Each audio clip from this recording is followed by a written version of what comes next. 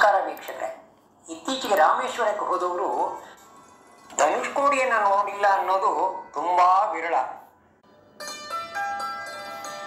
ನಮ್ಮ ದೇಶದ ದಕ್ಷಿಣದ ತುದಿಯ ಭೂಭಾಗ ಧನುಷ್ಕೋಡಿ.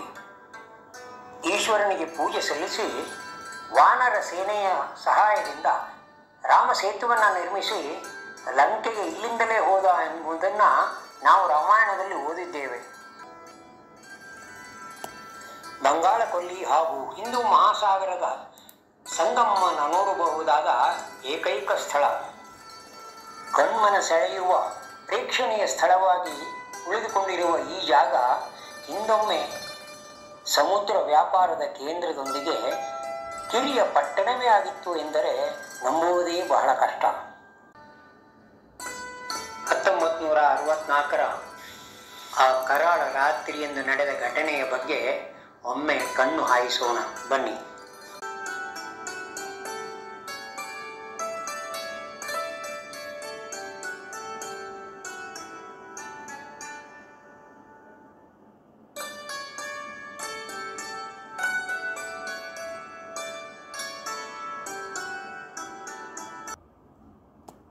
ಅದಕ್ಕೂ ಮೊದಲು ನನ್ನ ಈ ವಿಡಿಯೋವನ್ನು ಲೈಕ್ ಮಾಡಿ, ಶೇರ್ ಮಾಡಿ ಹಾಗೂ ಇನ್ನೂ ಸಬ್ಸ್ಕ್ರೈಬ್ ಮಾಡದೇ ಇರುವವರು ದಯವಿಟ್ಟು ಸಬ್ಸ್ಕ್ರೈಬ್ ಮಾಡಿ.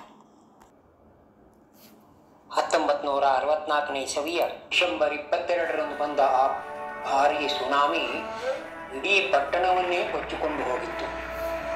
ಸಾವಿರಾರು ಜನ ವಾಸವಾಗಿದ್ದ ಮನೆಗಳ ಜೊತೆಗೆ ಶಾಲೆ, ಪೋಸ್ಟ್ ಆಫೀಸು, ರೈಲ್ವೆ ನಿಲ್ದಾಣ ಎಲ್ಲವೂ ಒಂದೇ ರಾತ್ರಿಯಲ್ಲಿ ನಿರ್ನಾಮವಾಗಿತ್ತು.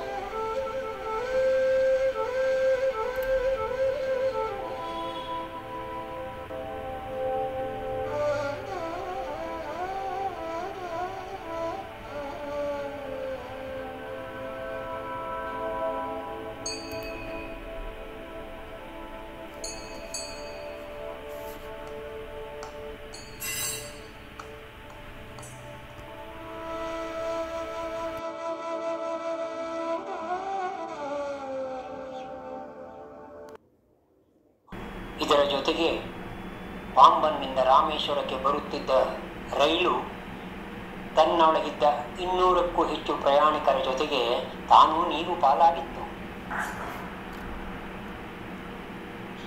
ಬೆಳಗಾಗುವಷ್ಟರಲ್ಲಿ ಕಾಣುತ್ತಿದ್ದುದು ತುಂಡಾದ ರೈಲು ಕಂಬಿಗಳು, ಮೊಗಚಿ ಬಿದ್ದ ರೈಲು ಬೋಗಿಗಳು, ಏಕೈಕಿಯಾಗಿ ನಿಂತ ಸಿಗ್ನಲ್ ಕಂಬ.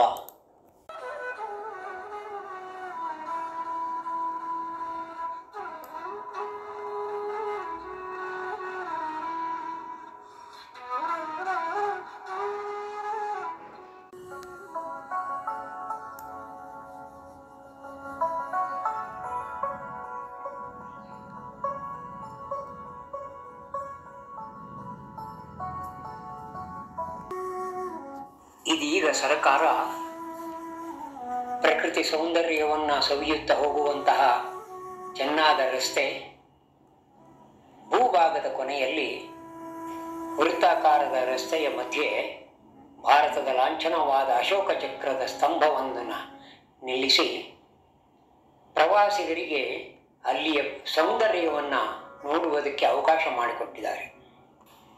ಪಾಳು ಬಿದ್ದ ದೀಪಸ್ತಂಭದ ಪುನರ್ ನಿರ್ಮಾಣದ ಜೊತೆಗೆ ಇದೀಗ ಪಾಂಬನ್ ಸೇತುವೆಯನ್ನು ಸಹ ಹೊಸದಾಗಿ ನಿರ್ಮಿಸುತ್ತಿದ್ದಾರೆ.